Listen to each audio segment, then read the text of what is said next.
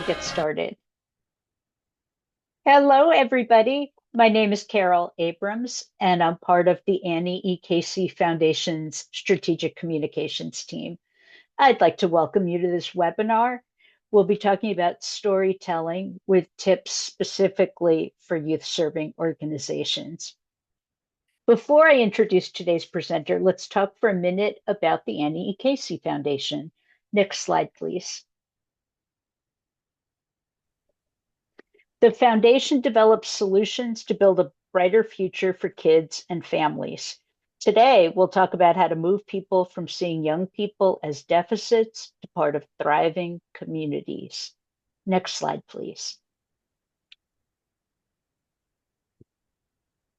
This final slide about the foundation makes the connection to today's webinar clearer. We know that some young people face significant barriers to having the family connections, opportunity, and community that all young people need to become healthy adults. Many of you in the audience today know these young people well.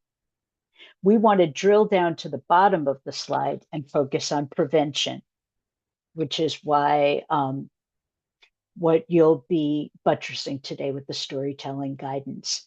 So the logistics for today. We welcome your questions at any time using Zoom's Q&A feature. And in the next few days, we'll send all the registrants a link to the webinar, the slide deck, and storytelling resources that have been prepared by our guest. Our guest presenter is Daria Hall from Fenton. Next slide, please, and Daria will introduce herself. Thank you, everybody. Hi, good afternoon. Thank you, Carol and Ashley, and thank you, Dionisa, for giving us some tunes to jam to this afternoon. I hope it helped to wake people up a little bit. It's really great to be here. As Carol mentioned today, I'll be talking about the ways in which storytelling can help to build public understanding about what young people need to thrive. In the next slide, just a little bit about me. So Daria Hall, I'm an executive vice president at Fenton Communications, the first national communications agency dedicated exclusively to advancing social issues and causes. I bring 25 plus years of experience to the table across many different sectors, and I specialize in messaging and strategic communications and coalition communications. I've been working with Casey in different capacities since I started here roughly 7 years ago. And I previously led comms campaigns for America's Promise Alliance, which was at the time the nation's largest network of youth development organizations.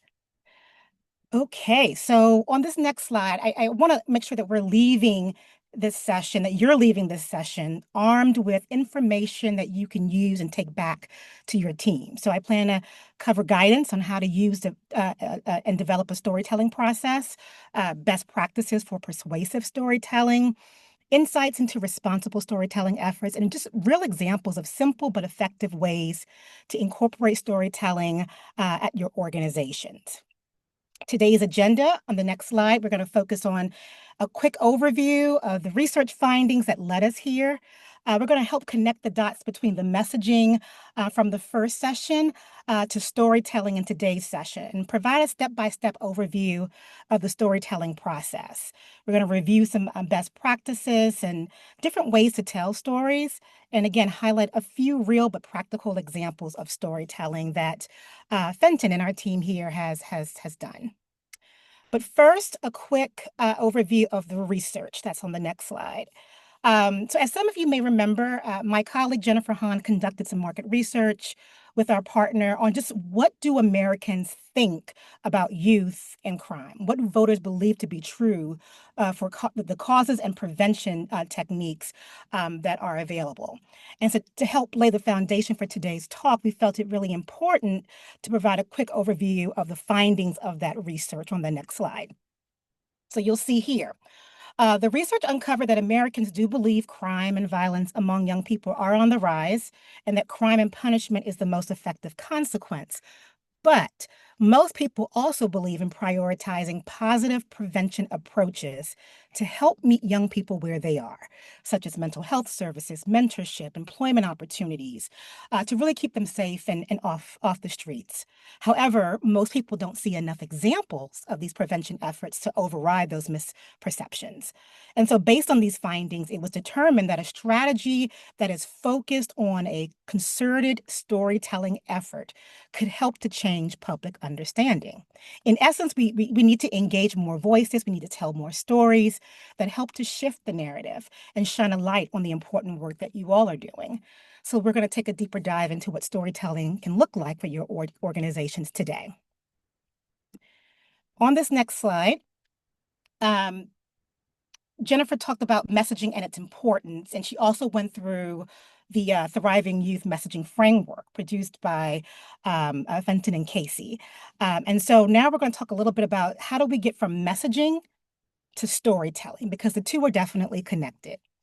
Next. So many of you have probably seen this graphic or some version of it. The VOSA messaging framework is one way to develop messaging. We often start with the values, those things that resonate with most audiences, to loop them in, to get them to lean into to what you have to say. We then move into defining the opportunity. What's the barrier that we have to overcome? Then we move into solutions. What solution does your organization offer to meet that opportunity? And then we end with a call to action. What are we asking your key audiences to do, whether it's young people, parents, educators, policymakers, judicial officers in the court system? What are we exactly asking them to do? So on this next slide, really quickly, at a high level, why does this messaging matter? Well, for a few reasons. It explains why people should care about your issue. It builds understanding. It raises awareness. It provides a means of introducing sort of big ideas. And it prepares you for and helps you respond to criticism. But it also ensures consistency in how you talk about your work across all channels. But the important thing here to keep in mind is that messaging is the entry point for engaging your audiences. It is developed and meant to reach the widest audience possible. It doesn't go into specifics or too much detail. It doesn't include first-person accounts. So think of messaging as the starting place, but storytelling is an opportunity to go deeper and incorporate different voices. Next slide. So here you'll see where we've taken the VOSA messaging framework, pulling some of the messages from the Thriving Youth messaging framework, and we sort of, helped it to come to life a bit. That's on the left-hand column. And then on the right side, you see a list of different audience groups who may serve as sources for stories that you develop. So what we're looking at is the merger of these two sides. That's sort of the beginning of story development, right? Your core messaging paired with the incorporation of details and voices that share their lived experience, right? And this doesn't mean that you have to include each and every voice that's listed here in the story. It's simply a sampling of the audiences you may want to pull from to help round out your story. And these voices do help to validate your story. They can help to reinforce your key messages. They can pull out emotion. It also allows the reader or the viewer to connect, perhaps from their own lived experience. So that's how we're building the bridge from messaging to storytelling. On the next slide, here's just a big, definition around what is storytelling for social change. So PR Daily calls it storytelling is about finding a concise and emotionally impactful way to share information with your designated audience that usually moves them to act around a particular issue, around a campaign, around a fundraising goal, whatever that might look like for you. Next slide. So it's really about making connections, it's sharing information and creating real change for the better. And you do this through a number of ways, right? Through storytelling, you want to appeal to your audience's emotions, captivating hearts and minds, inspiring others to learn more. And you also want to be respectful when sharing other people's stories, right? That's a biggie. So here are two quick examples because we wanted to pepper into the presentation some just really practical ways of storytelling that's fairly easy but also effective. So we can keep going. Next slide. And then one more. All right. So in this example, the client that we were working with wanted to uplift the voices of students taking part in their college level scholars program. And what we did, we worked with them to extract testimonials, thoughts, ideas about the young people's experience in the program. And then we built some design around it, right? It's using your own organizational branding. We built some design around it. And then we posted it as a carousel on LinkedIn. And LinkedIn is really cool because to share different voices and incorporate, different perspectives. And it's a really strong way to lift up young people's voices to reach your audience. So that's just one quick example. Now, it does take a little effort, right? It does take a little work, but not so much where it feels impossible to do. So that's one idea. On the next slide, we offer another example.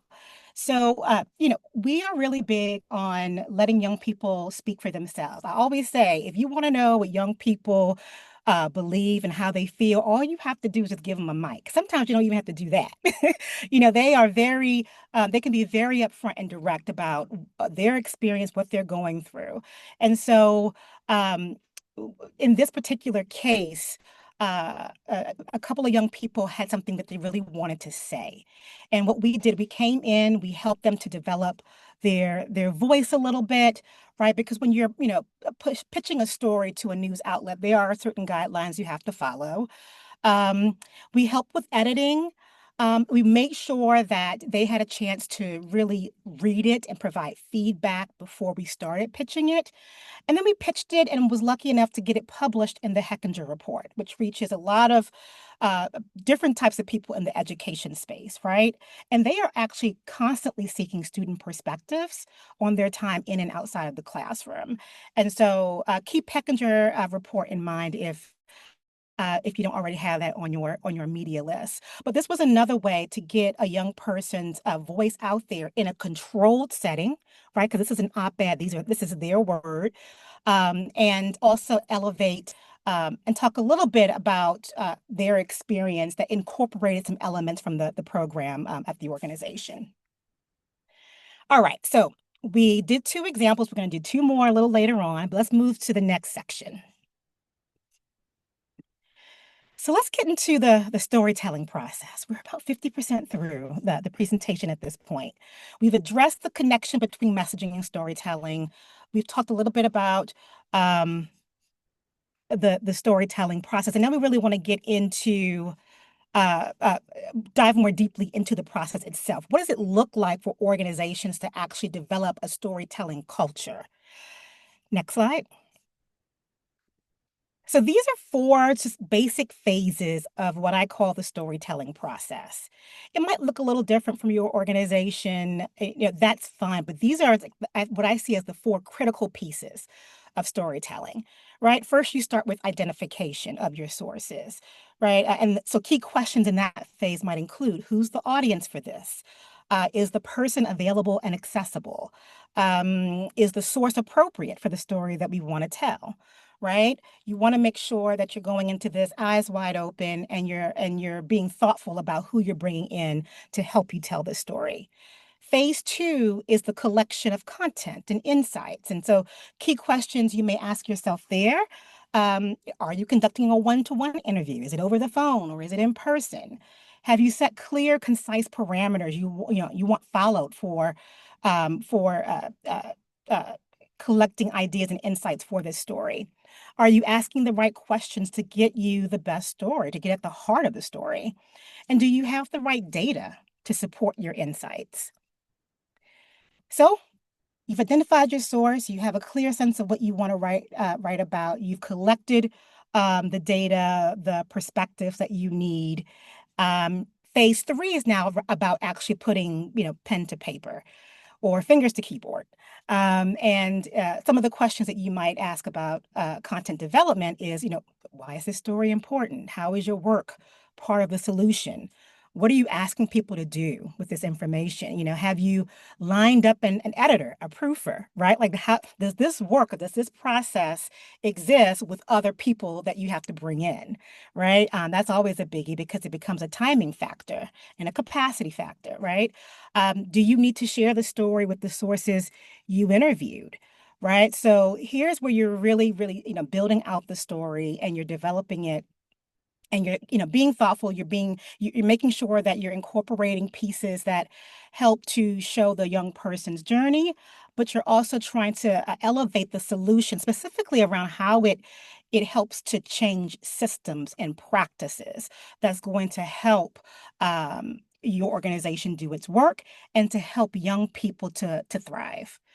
And then phase four is the sharing or promotion of your story, right? So, how many ways can you repurpose this story for greatest impact? I am a big believer in repurposing, okay? But that could look like a lot of different things: video, media, website, social. Will your approach reach your key audiences? And which platforms exist that will allow you to do that? Is this evergreen content or is it timely and urgent? Right? Those are all things that will impact your timeline and your process. So again, four big buckets for the storytelling process. It might look a little bit different depending on what you're focused on and where you work, but you want to make sure that you keep at least these four in mind as you move forward in your storytelling campaign. All right, next slide. Let's get into some best practices as you're developing content. On the next slide here, we're a biggie about knowing your audience first, right? And also getting to know your audience is also, what do they like? Where do they get their information from? Um, you know, uh, are they online readers? Are they print readers? What? Right. So really getting to know your audience and doing what we call some audience mapping that asks those critical questions. That's going to help you to develop stories that resonate, but also it's going to help with your strategic thinking around how you promote that content. Right. Because if your audience isn't clear, you may end up with the wrong story, or you may end up with not reaching your goal, whatever that is that you set for yourself. On the next slide, we talk a little bit about the why. Why does this story matter? Why is it important? That's the leading question here, right? Why does it matter? Why is it important? Then you sort of build the story around that. Next slide. Here we talk a little bit about bringing people in, right? Like a funnel on the screen, you usually start with your broader message points, and then you get more specific as the story is developed, right? And this just allows people to lean in to learn more, right? You're just sort of you're bringing them in and you're bringing them through the story with you. Right. So you start big picture, 30,000-foot view, and then you get into the details. And then, of course, you end with whatever that call to action is that you want them to do. Next slide. This is one of my favorite. Focus your message. When you focus on everything, you focus on nothing. We are digital readers, whether we want to be or not. And that means that we are constantly bombarded with so much information every day that it's a competition for attention, honestly. And so uh, the more you can focus and tailor your message, the more likely people are actually to read it all the way through, right? And so putting too many details into your story can often lead to confusion, checkout. So help bring your reader along with you. On this next slide, we talk about balancing the focus. So the previous slide was on focusing your message. Now you have to balance the focus. What do we mean by that? We're talking about avoiding exceptional stories that position people as heroes or saviors.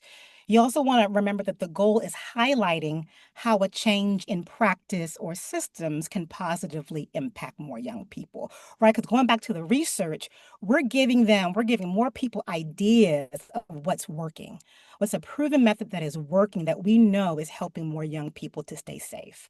Right. And so that goes back to practice or systems change, and making that connection clear, because that's the lesson that you really essentially want them to take away as your audience. And then as an example, we have here, you want less of language that reads like remarkable individual overcame huge odds. You want to use more direct language that, sort of similar to, she was connected to this program that became the support she needed. And then you go into more detail explaining the program and how it made a difference.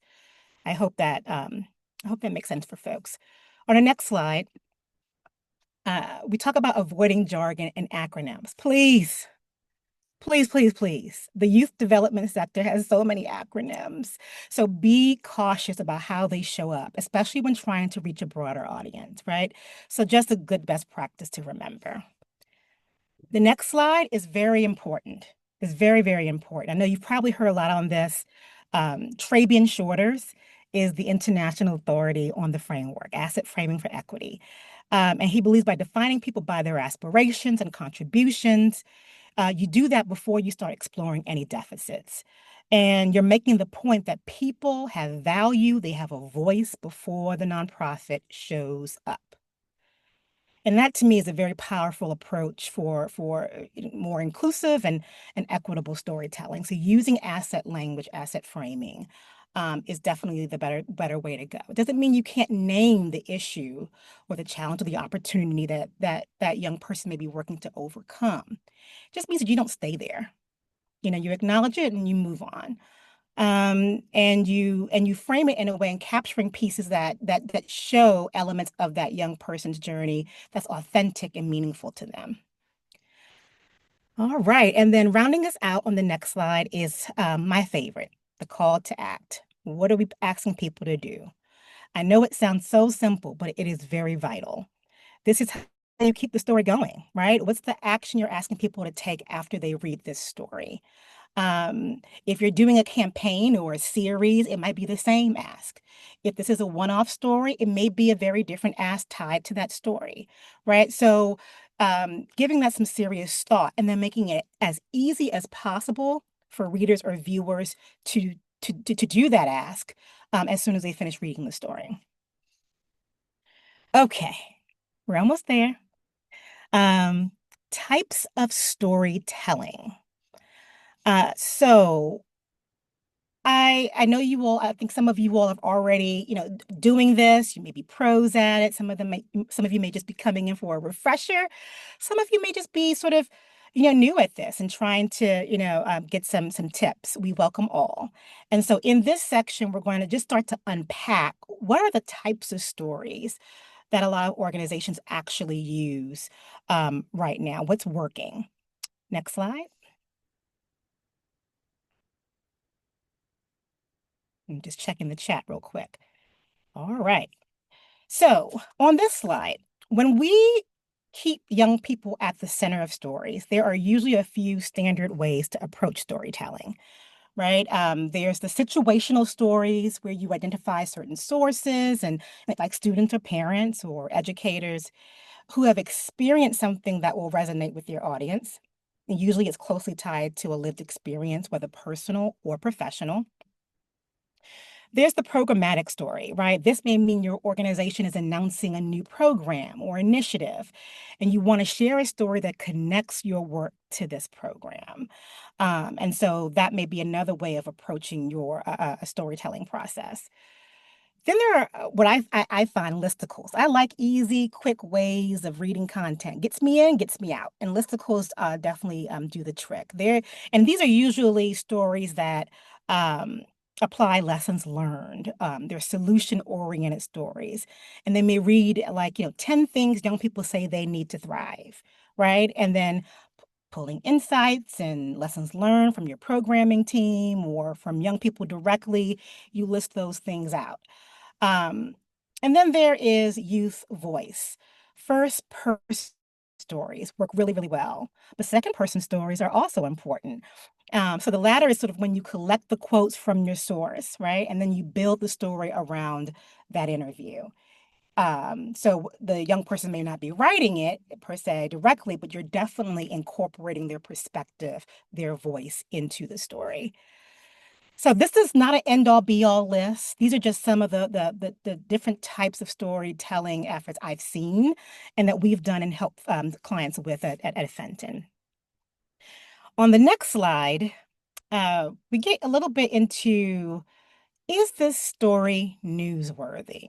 Now, all the content you create may not be appropriate for media, right? It might just be sort of something you want to put on your own media platforms, like your website or as a blog, in your newsletter, on social media, right?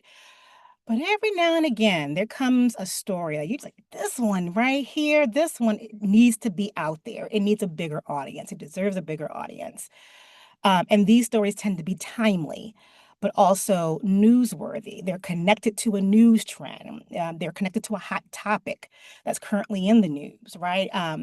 It's elevating new data, or a new initiative. It's adding value or a different perspective to the discourse, right? It's saying something different that you haven't seen out in the media cycle just yet, right?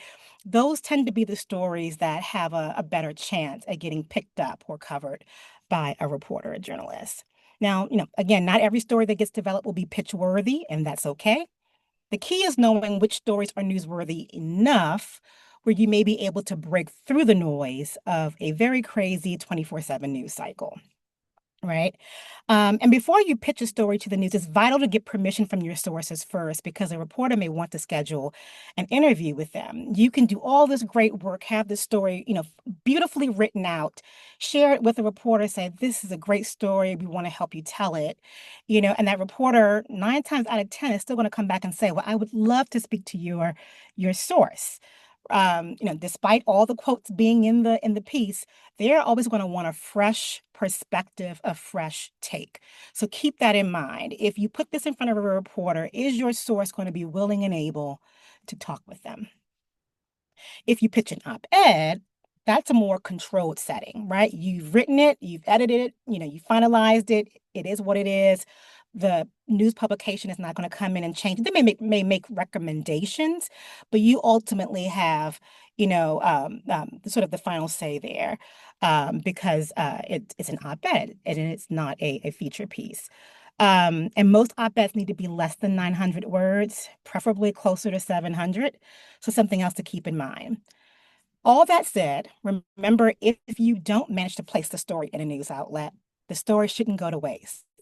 Your owned media channels always need content.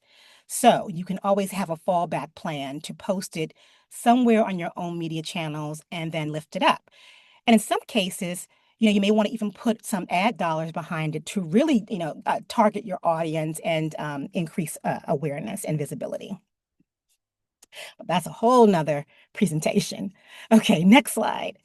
Um, how can storytelling be used? And again, this might be simple, but I want to make sure we're covering all of our all of the important topics. So when you think about stories and how they then get shared, to me, repurposing them should just come naturally, right? So this can look like, conversations in an elevator pitches, like if you needed to pull in a story or a reflection of how a young person came through one of your programs, like, and you wanted to, share it right then and there, like having those stories in the back of your head are always important, especially for CEOs and people who might be going into funder donor rooms. That's critical, right? You want to have those 2 or 3 stories that you can just call on and pull in as you need to. Media interviews and press materials. We talked about that. Donor cultivation, right? We do cases for support for a lot of nonprofit organizations that are just simply 1 or 2 pagers designed that sort of highlight the key aspects of your work, but they also might pull in some testimonials from the people you're actually working with in your community. There's own media platforms we talked a lot about, letters to policymakers, right? Or, meetings with policymakers, speeches and remarks. Sometimes, content like that can be repurposed into speaking engagements. Of course, presentations. There's case studies for your own organization, right? We talked about cases for support, right? That's trying to bring dollars in, but there's just also case studies. Like, you want to have clear examples of how your method is working and be able to point directly to those as real true case studies that can be shared as needed. When you go into community meetings and events, this is another opportunity to share stories. And then people may not be thinking about this, but new staff onboarding. Like, how do you onboard staff to your organization? How do you help them to understand what it is that you do and the impact that you have? These stories are, ways to be able to do that. All righty. So on this next slide, AI is such a hot topic right now. And you might already be using it. It can really be a great tool, but we wanted to just highlight a few things to keep in mind. So one, legally, there's not a clear understanding or consensus of who owns what. Um, so you want to, start there. Um, Anything you put into a platform or interface like ChatGPT will most likely be stored in a big data server and used to continue training and updating the AI knowledge. That's important to be aware of. So you want to be mindful of this if you're using these tools and feeding it different prompts and information. Don't put anything in there that you wouldn't want the general public or, people to know. You also want to make sure you're checking your organization's policy. What policies are you bound by? More and more organizations are setting AI policies. You may have one, you may not have one. But it's good best practice to have some streamlined guidance on what staff should and should not do so that everyone is on the same page. You want to know your strategy first. How do you want to use AI? I mean, look, AI can be great for note taking. It can be great for transcribing interviews, editing content, brainstorming different ideas. So there's lots of pluses, right? But know before you start using it, what's your strategy here? How do you want to use AI? And then you want to identify the AI tool that works best for you. There are tons of different AI platforms and interfaces out there, and a lot of them are designed to accomplish different things, digitization, data engineering, information analysis, marketing. So be mindful and explore what tools work best for you. Consider privacy and security concerns, right? You may be working with young people who are under the age of 18. We are big on approval and consent, right? And so those are things to keep in mind. Being transparent if you are using it, so people just know, and avoiding like the cute AI avatars. They're so cute. They really are cute. But for storytelling, you really want to lean into, because they're very human interest focused, you really want to go with photos of real human beings, right? So that's one idea I did want to pass along as well. So that's just a quick overview of AI. I connected with our digital team to pull in some insights because I wanted to share that with you. I know it's top of mind for a lot of communicators and storytellers right now. So I hope that was somewhat helpful. All right, on this next slide, this is our I think fairly last section of the deck. I wanted to talk a little bit about ethical, responsible storytelling. How do we share other people's stories in an ethical way? Nonprofits, foundations, grassroots organizations are often in a position to elevate the stories of others. But sometimes we're moving so fast, sometimes we don't have enough hands on deck that we may make some errors, right? And so I think it's critical as we're wrapping up this presentation to sort of, go over some highlights around responsible storytelling. So on this next slide, you'll see a chart. And one side is unethical, the other is ethical. And these are just a few general sort of ideas, right? People may have others that they would want to pull in for this as well. But I'll highlight a few. Unethical approach is usually invasive, right? It usually informs some form of tokenizing. It might lead to additional trauma. It could perpetuate harmful stereotypes, um, or give some little level of credence to another person's narrative. Whereas ethical storytelling is usually collaborative. It's relationship building with your sources, right? You want consent and permission to share the story. You defer to their lived experience, right? Um, as a storyteller, you are consistently putting yourself in the other person's shoe and taking care with the story you are developing. That is the real goal here. And I think it's just critical to highlight. Um, what those steps really look like. On the next slide, you'll see just very practically what this might look like for you within your organization, right? So questions, to keep in mind. Am I seeking permission from sources to share their story? Am I inviting feedback from them to make sure the story is captured accurately and respectfully? Am I protecting a young person's privacy and likeness? Does it make sense to give both their first and last name, or just their first, or to go anonymous? Right? And there's different situations where you may want to be anonymous. Um, Avoid harmful stereotypes. That's focusing more on positive representation. Ensuring that you have them to sign a media, or their parents sign a media consent form, especially if they're under the age of 18, right? There are FTC rules around, parents having control over what information can be collected and shared of their children online. And so you want to make sure that, legally you are doing the right thing. And then the last one, which I think some of us may forget, is just preparing the young person for public feedback, right? Depending on how you share the story, especially if you decide to pitch it to a newspaper, or um, an online blog, or a radio show or podcast, right? You have less control over monitoring the comment section, right? And that young person, when they see their story, might be so excited to see it up there. But then they start reading the comments, and, you know, people say and do really mean things. And so you do want to prepare the young people that you speak to about what that could possibly look like. And you can also advocate to the news media to shut down their comment section if it gets to be too bad, right? So there's just something to keep in mind, because the world that we live in, we have to take that into consideration once we push something out into the world. All right, so rounding this up, out and wrapping this up, are just a few more additional story examples.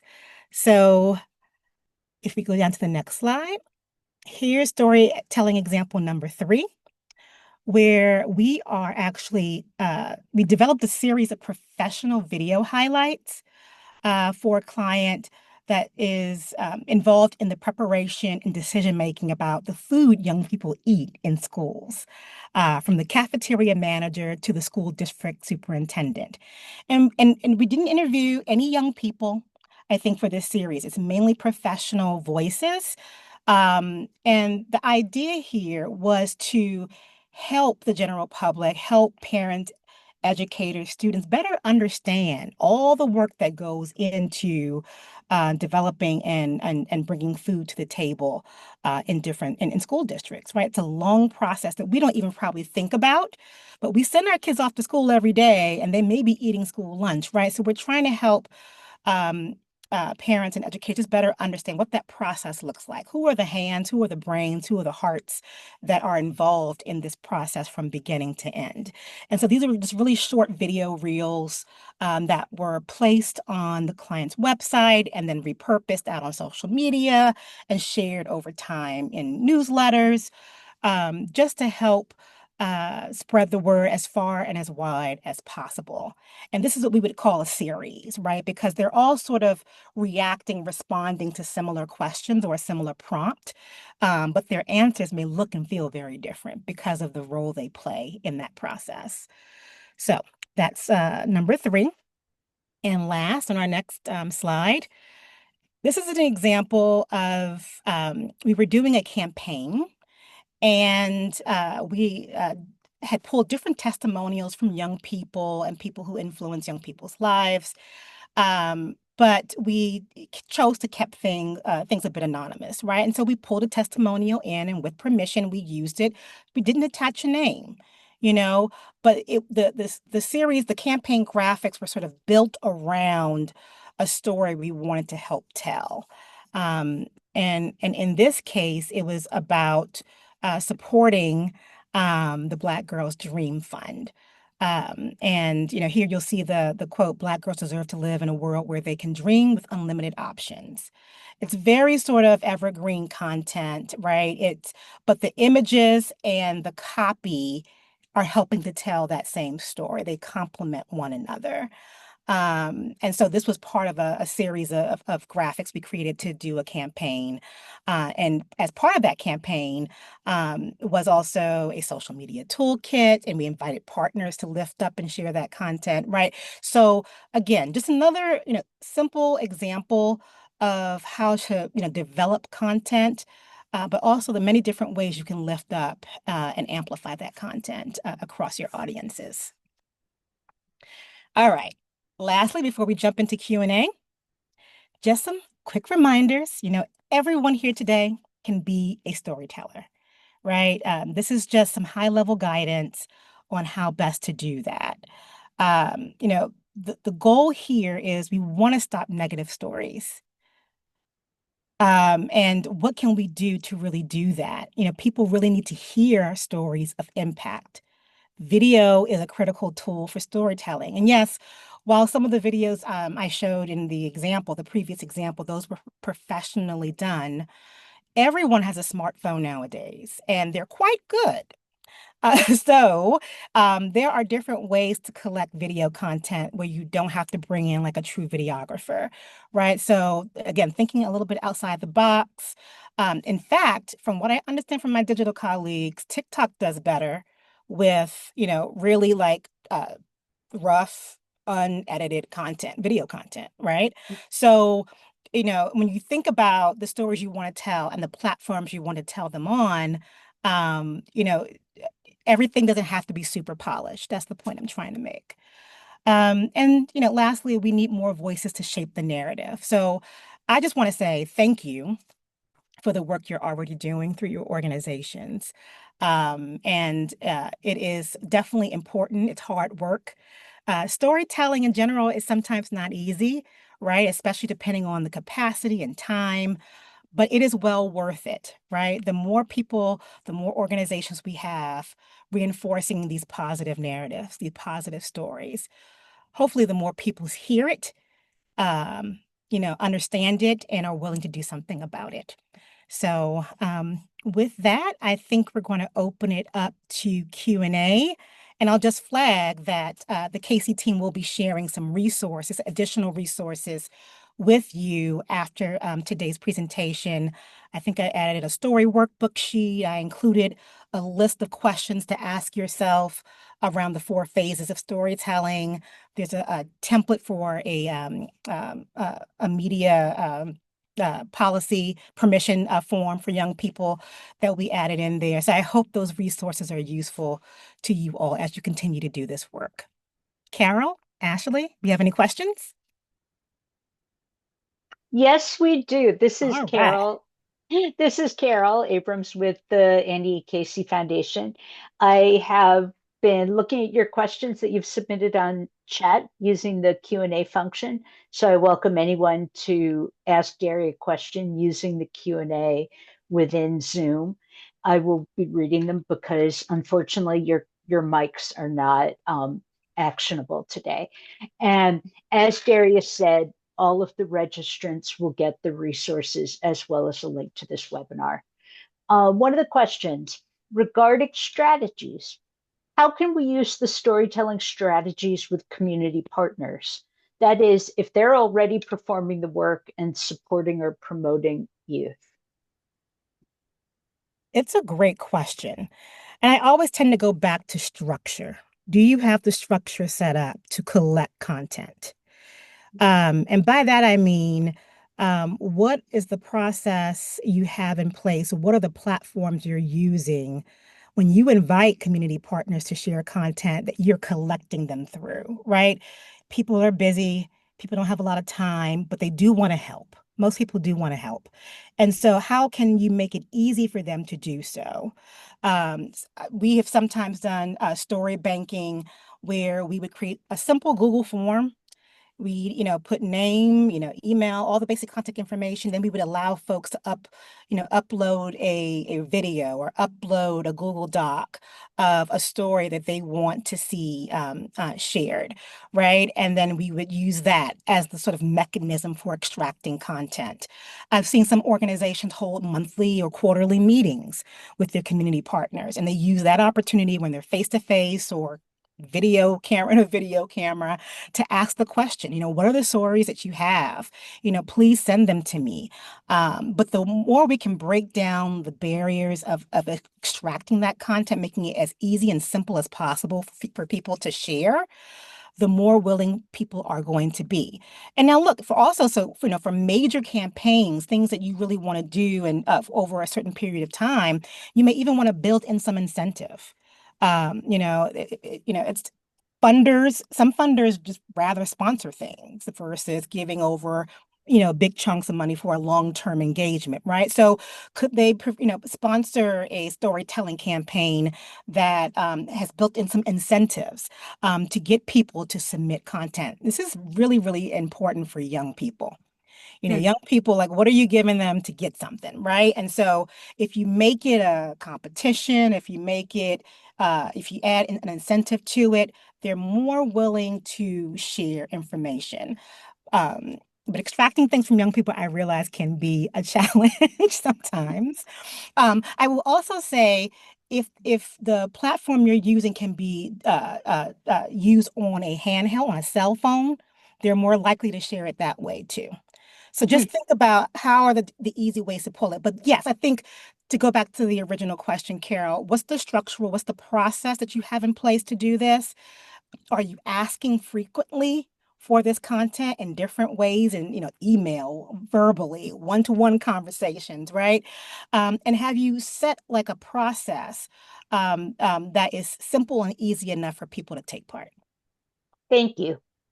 A question about data. Regarding data and storytelling, how do you strike the right balance when using data and stories?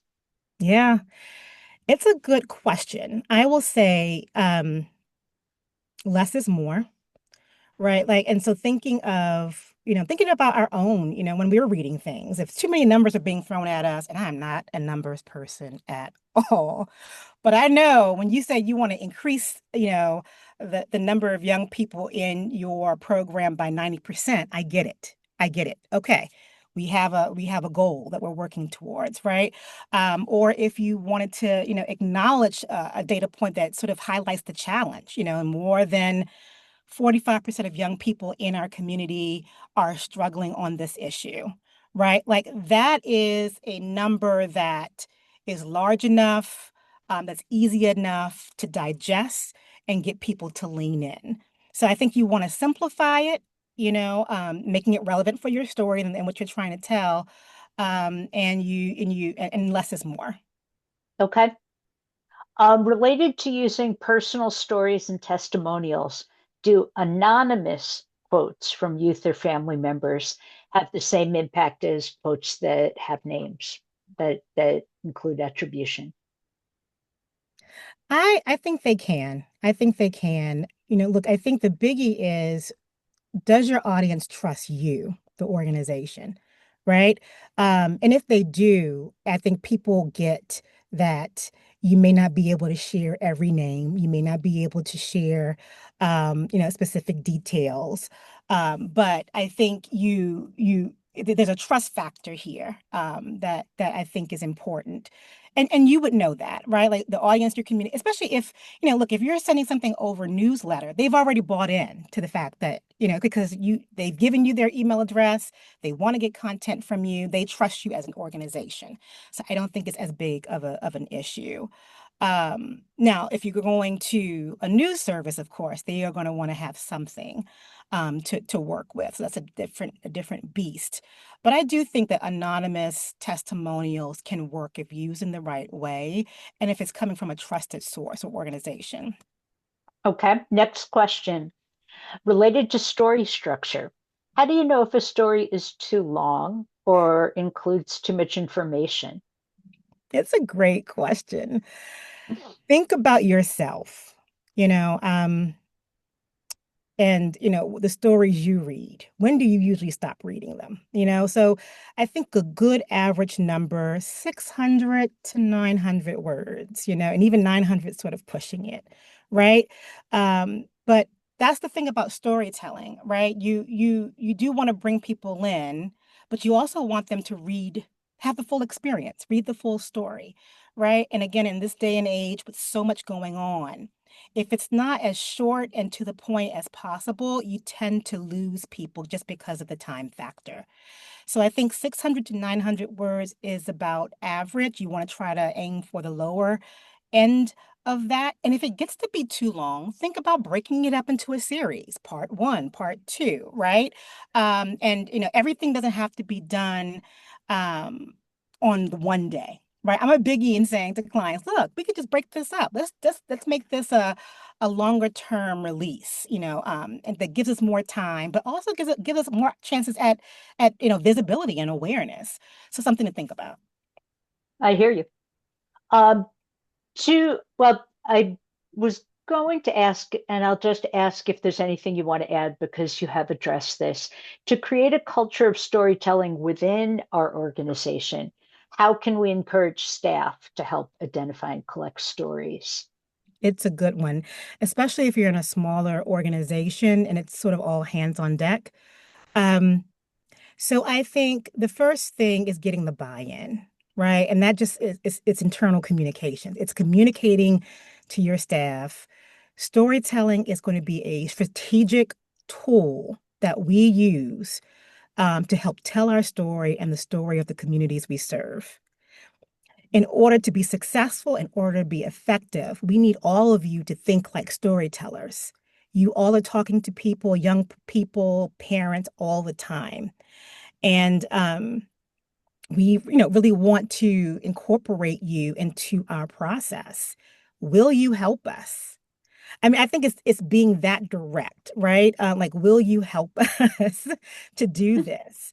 Because essentially, it's also helping all of us, right? Mhm. And so that's the case to me that I would make in that situation. And then it's building the structural process, right? How do they then share this information with you that's easy breezy? And then are you constantly reminding them, hey, it's the first of the month, send me your story, and you can even build in incentives for staff. It could be a Yeah. gift card to Starbucks. I mean, like, Starbucks is too expensive. You have to so again, just getting people to make the decision to give their time to this work. Question. Is it more advantageous to curate and publish stories on our own organization's website and social rather than spending time pitching media? Sometimes, sometimes. I'm a big believer in an integrated communications approach. That is using every platform at your disposal to tell your story. Web, social, email, news media, um, your staff, LinkedIn profiles, like anything that you have that's fairly accessible. Um, Earned media is part art, part science, and you can't control it. I mean, if you have relationships with reporters, you're probably going to be guaranteed to have your pitch read, right? But they may not always be able to make the ultimate decision to write a story or to publish an op-ed, right?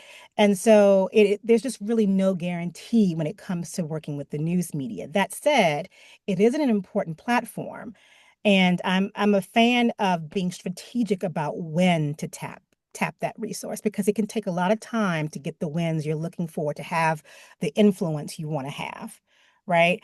And so the more you can bake it in, like, uh, is it once a quarter? Is it every other month? You're pitching something that you feel is very newsworthy and timely. That might be a better way to approach it versus solely having a news media strategy or solely having an own media strategy. I do think there's a combination of both that's probably going to be best. Thank you. We have time for probably at least one, possibly two questions. All right. If your organization doesn't have a multimedia person to collect and edit videos, what recommendations do you have for organizations to increase their video content? It's such a good question. Um, so there are a few ways. Um, One way, especially if you have a communications, staff on working there, maybe there's a manager or associate who's helping with social, a little bit. Maybe there's part-time staff that, could you invest in them to take a course that's going to help bring that skill set in to your organization, right? Is that possible? That's definitely less than having to pay for entire human being to be there full time, but that's just one pathway to explore. Um, the other thing is everything's online. You can also teach yourself a lot of Mhm. this. And there's a lot of free classes also. Um, if you're trying to reach young people, TikTok is their space, Instagram is sort of their space. You can do rough cut smartphone videos, right? Those are usually work best on those platforms. And there's definitely some free and paid for editorial equipment that you could bring in if you wanted to add some polish to it. So there are definitely ways for you to kind of increase your own skill set or work with a part-time staffer or a junior staffer to help learn that. Or sometimes, depending on, look, Gen Z, they live and breathe a lot of this. They may already, be able to do that, or an intern, bringing that person in and help and having them to help with some of this. I think that's one way to think about it. The other is, what are the tools and platforms that you can bring in to help you do your job smarter? Right? Is it Hootsuite that's going to help, shave off some time on the social media front? Right. So it really is looking at the different platforms that are available. What can you bring in? What's realistic for your organization based on budget? Is there staff who you can invest in to increase their skill set and have them to bring that skill set in-house? And then, there are free tools and opportunities for you also to learn. In this digital age, digital is king. So I support anyone who wants to further their education and expertise on anything digital right now. Thank you very much. Thank you for answering the questions you did. And I thank you to all those who submitted questions that we didn't have time for today. I Oh appreciate no. your engagement. And thank you, Daria Hall from Fenton, for sharing storytelling expertise and for really tailoring this presentation to youth serving organizations. So everybody who registered will receive a link to this recording and a link to the resources that Daria referenced, which, as she said, are really meant to be worksheets or things you can literally borrow from to implement and um, designed to be news you can use. So thank you, everybody. We appreciate it. A number of you are saying thank you within the Q&A function, and we Thank you and appreciate good luck, that everyone. feedback. Yes. And thank you, everyone. Have a great day.